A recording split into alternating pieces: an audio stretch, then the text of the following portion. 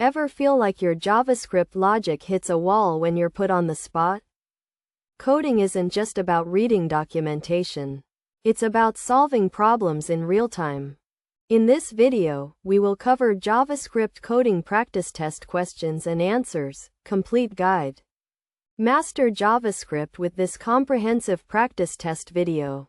In this video, we go through 30 high-impact JavaScript coding practice questions that cover everything from scope and closures to asynchronous patterns and ES6+ features.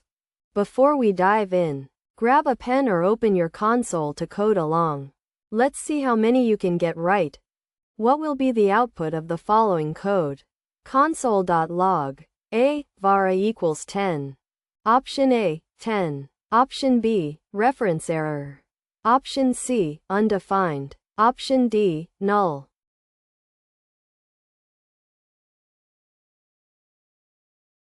The correct answer is C.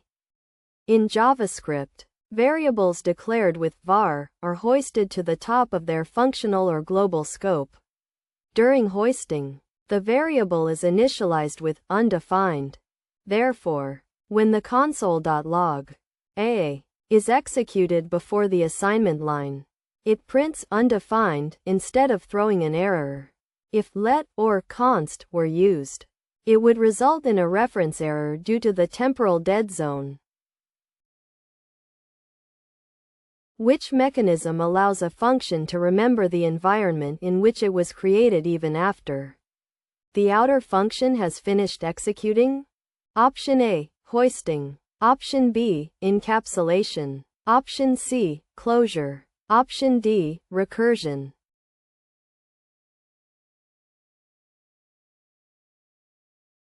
The correct answer is C. A closure is the combination of a function bundled together, enclosed, with references to its surrounding state, the lexical environment. In JavaScript, closures are created every time a function is created. At function creation time, this allows the inner function to access variables from the outer scope even after the outer function has returned, making it essential for data privacy and factory patterns. What is the output of the following code? Console.log. Start. Set timeout equals greater than console.log. Timeout. 0. Promise. Resolve. Then. Equals greater than console.log. Promise. Console.log. End. Option A. Start. Timeout. Promise. End. Option B. Start. End. Timeout. Promise. Option C. Start. End. Promise. Timeout. Option D. Start. Promise. End. Timeout.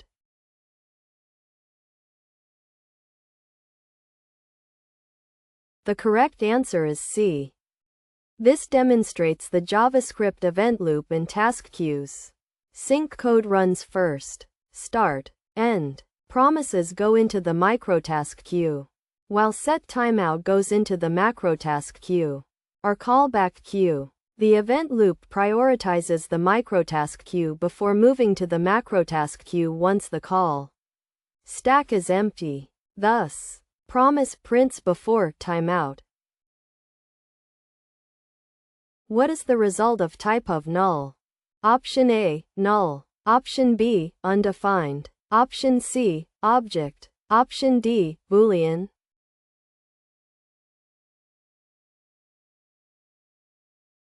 The correct answer is C. This is a well-known bug in the original implementation of JavaScript that has been preserved for backward compatibility. In the early days of JS, values were stored in 32-bit units, where the first few bits indicated the type. 000 indicated an object, and since null was represented as the null pointer, 0x00 in many platforms, it was mistakenly identified as an object. What is the output of the following? Const user1 equals name, Alice. Const user2 equals user1. User2.name equals Bob. console.log.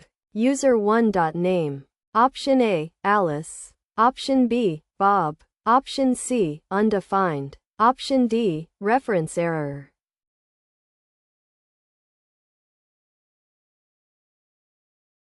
The correct answer is B. Objects in JavaScript are reference types. When you assign user 1 foot to user 2 feet, both variables point to the same memory location where the object is stored. Modifying the property via user 2 feet directly affects the object in memory, which is what user 1 foot also sees. To avoid this, you would need to create a shallow or deep copy using object, assign, or the spread operator.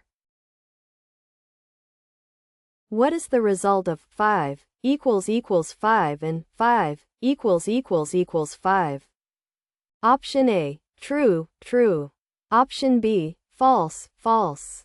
Option C, false, true. Option D, true, false.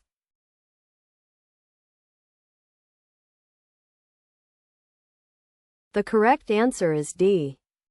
The loose equality operator performs type coercion, converting the string 5 to a number before comparing. Thus, it returns true. The strict equality operator does not perform type coercion and checks both value and type. Since one is a string and the other is a number, it returns false. How does an arrow function handle the this keyword differently from a regular function? Option A. Arrow functions have their own this context. Option B. Arrow functions inherit this from the parent lexical scope. Option C. Arrow functions cannot use this.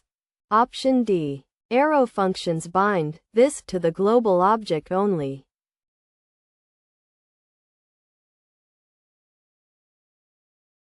The correct answer is B. Unlike regular functions, arrow functions do not have their own this binding. Instead, this is looked up in the lexical scope chain. This makes them particularly useful for callbacks and event handlers where you want to maintain the context of the enclosing class or function without using bind this. Which method is used to add one or more elements to the end of an array and returns the new length? Option A, pop.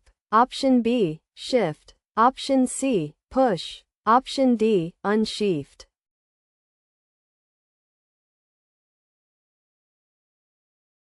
The correct answer is C. The push method appends elements to the end of an array. The pop method removes from the end. The shift method removes from the beginning, and unshift adds to the beginning. It is important to remember that push and unshift return the new length of the array, while pop and shift return the element that was removed. What is the output of the following? For var I equals 0, I less than 3, I plus plus, opening curly bracket, set timeout, equals greater than console.log, I, 1, closing curly bracket. Option A, 0, 1, 2. Option B, 3, 3, 3. Option C, 1, 2, 3. Option D, undefined, undefined, undefined.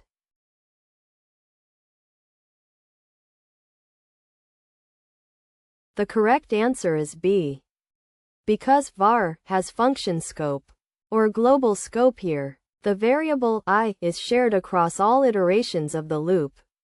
The set timeout callbacks are placed in the task queue and only execute after the loop finishes. By then, the value of I has become 3.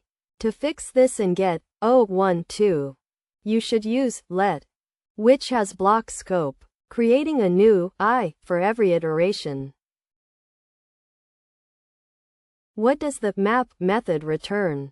Option A, the original array modified. Option B, a new array with the results of the callback function. Option C, The first element that passes a test. Option D. Nothing. Undefined.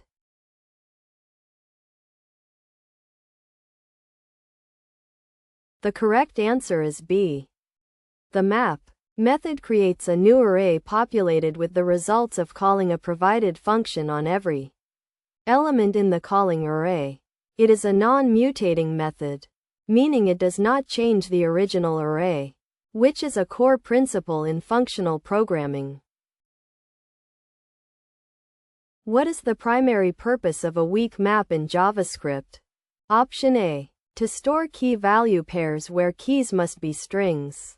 Option B. To allow garbage collection of keys if there are no other references to them. Option C. To provide a faster version of a standard map. Option D. To store primitives in a memory-efficient way.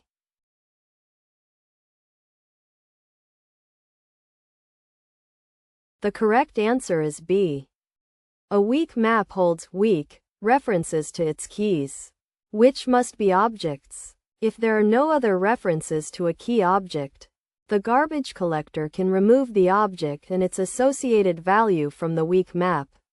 This prevents memory leaks in scenarios like caching or storing metadata about objects. Which syntax is used to extract values from arrays or properties from objects into distinct variables? Option A. Spread syntax. Option B. REST parameters. Option C. Destructuring assignment. Option D. Template literals.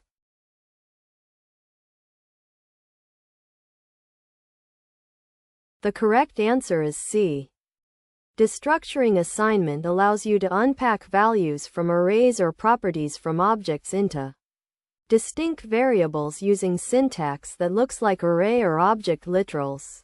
For example, const name equals person extracts the name property from the person object. What happens when you try to access a property on an object that doesn't exist? Option A. JavaScript throws a type error. Option B. It returns null. Option C. It searches the prototype chain until it finds it or reaches null. Option D. It returns undefined immediately.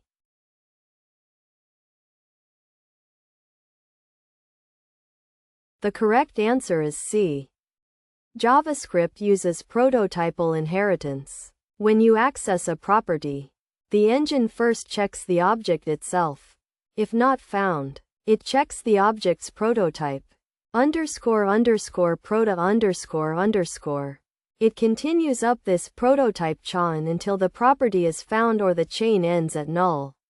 If it reaches the end without finding the property, it returns undefined.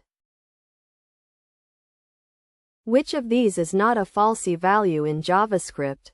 Option A. 0. Option B. Empty string. Option C. Empty array. Option D. False.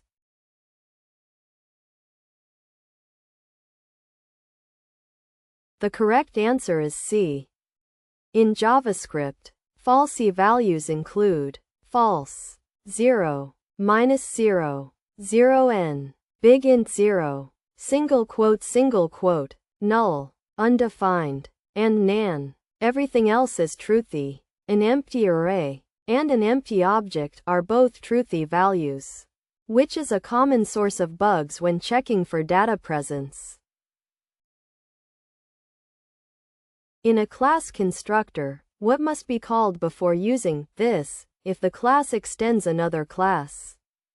Option A. This, init. Option B. Super. Option C. Parent. Option D. Constructor. Call.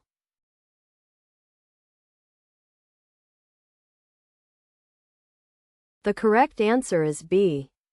When a class extends a parent class, the child class constructor must call super. Before accessing this, super executes the parent class's constructor and sets up the inheritance link. Failing to do so will result in a reference error. What is the result of 1 + 1, 1? Option A, 10. Option B, 11. Option C, 0. Option D, 1.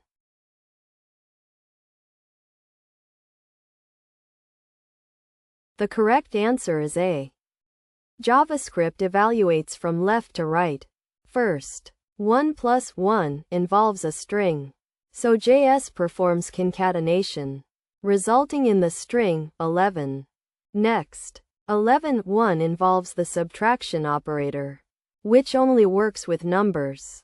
JS coerces the string 11 to the number 11, and 11 minus 1 equals 10. What is a benefit of using use strict at the beginning of a script? Option A. It makes the code run faster on all engines. Option B. It prevents the use of global variables by accident. Option C. It allows you to use reserved words as variable names. Option D. It automatically minifies the code.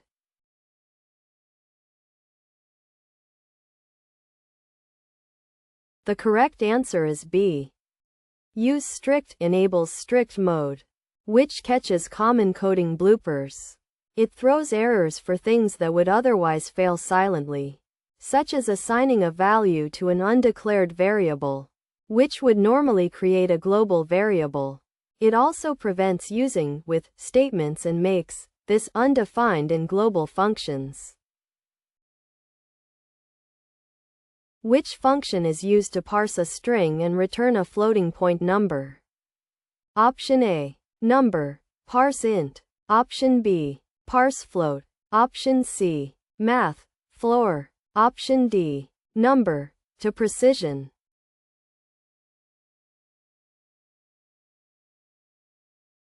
The correct answer is B. Parse float is a global function that parses a string argument and returns a floating point number. If the first character cannot be converted to a number, it returns nan. Parse int is similar but returns an integer. What is the difference between object freeze and object seal? Option A. Freeze allows changing existing properties. Seal does not. Option B. Seal prevents adding, removing properties but allows modifying existing ones. Freeze prevents all changes. Option C. Both are identical. Option D. Freeze prevents adding properties only. Seal prevents removing only.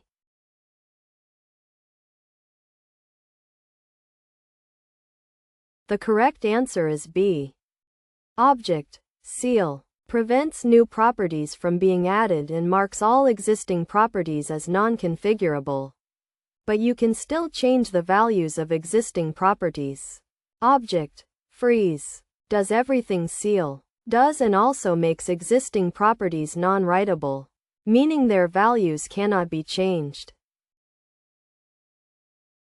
Which loop is specifically designed to iterate over the values of an iterable object like an array or string? Option A. For in.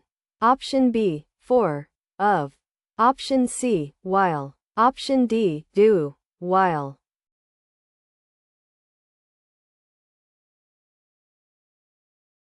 The correct answer is B. The for of statement creates a loop iterating over iterable objects. Arrays, map, set, arguments object, etc. Invoking a custom iteration hook with statements to be executed for the value of each distinct property. For in, by contrast, iterates over the enumerable property keys, indices, of an object. What does promise.all do if one of the promises in the array rejects? Option A. It waits for the others to finish and returns the successful ones. Option B. It immediately rejects with the error from the first rejected promise. Option C. It ignores the rejection and returns null. Option D. It retries the rejected promise automatically.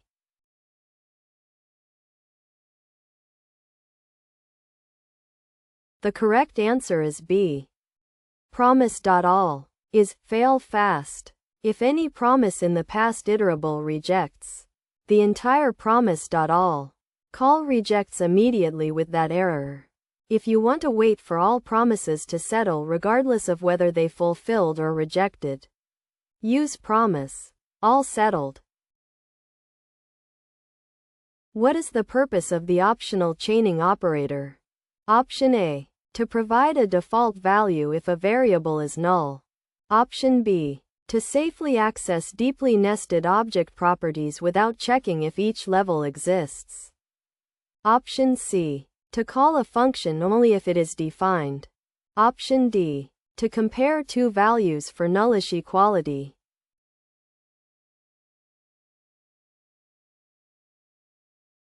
The correct answer is B. Optional chaining allows you to read the value of a property located deep within a chain of connected objects without having to expressly validate that each reference in the chain is valid. If a reference is nullish, null or undefined, the expression short-circuits and returns undefined instead of throwing an error. What is the output of console.log? False, hello. Option A, false. Option B, true. Option C, hello. Option D, undefined.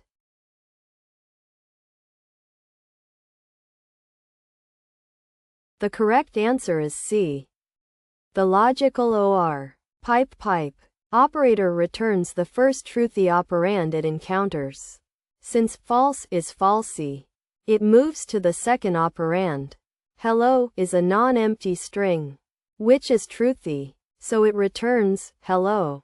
This is often used to provide default values for variables. Which method returns the calling string value converted to lowercase?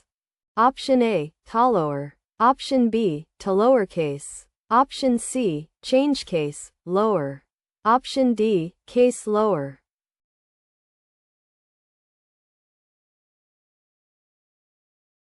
The correct answer is B. The to lowercase method returns the calling string value converted to lowercase. The original string remains unchanged because strings in JavaScript are immutable. How do you generate a random integer between 1 and 10, inclusive? Option A, math, random, asterisk 10. Option B, math, floor, math, random, asterisk 10, plus 1. Option C, math, ceil, math, random, asterisk 11. Option D, math, round, math, random, asterisk 10.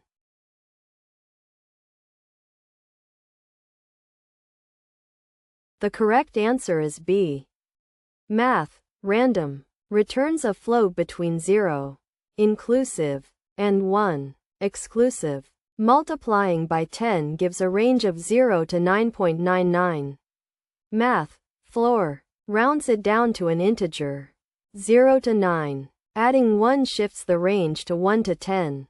Using math, round, is generally discouraged for random ranges because it gives the edge numbers half the probability of occurring.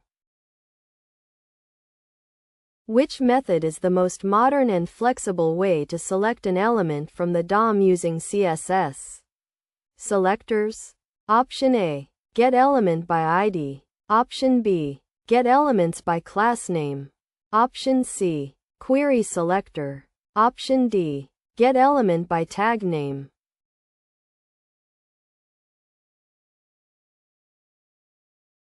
The correct answer is C. Query selector allows you to find the first element that matches a specified CSS selector. E.g., my class, #my-id, div greater than page. It is more versatile than the older getElement methods because it isn't limited to IDs, classes, or tags alone. What is event delegation in JavaScript? Option A, attaching an event listener to every single child element. Option B, stopping an event from bubbling up the DOM tree. Option C, Attaching a single event listener to a parent element to manage events for all its children. Option D. Triggering an event manually using code.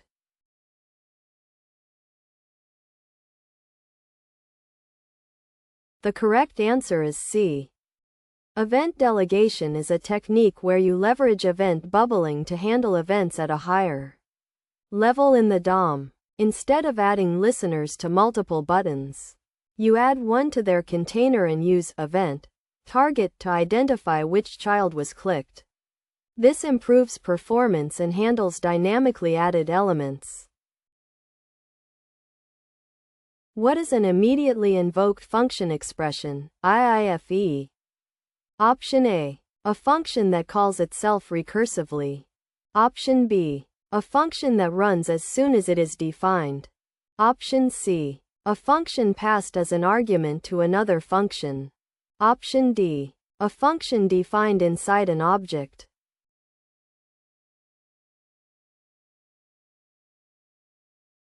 The correct answer is B. An IIFE is a JavaScript function that runs as soon as it is defined. It's a common pattern for creating a private scope to avoid polluting the global namespace.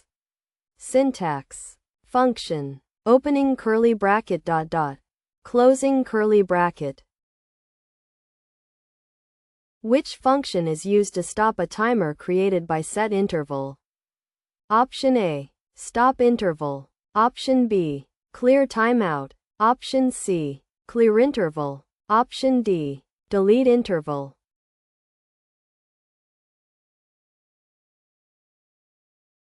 The correct answer is C. The clear interval method cancels a timed, repeating action which was previously established by a call to setInterval. You must pass the ID returned by setInterval to this function. Which method converts a JavaScript object into a JSON string? Option A. JSON parse. Option B. JSON stringify. Option C. JSON toString. Option D. Object to JSON.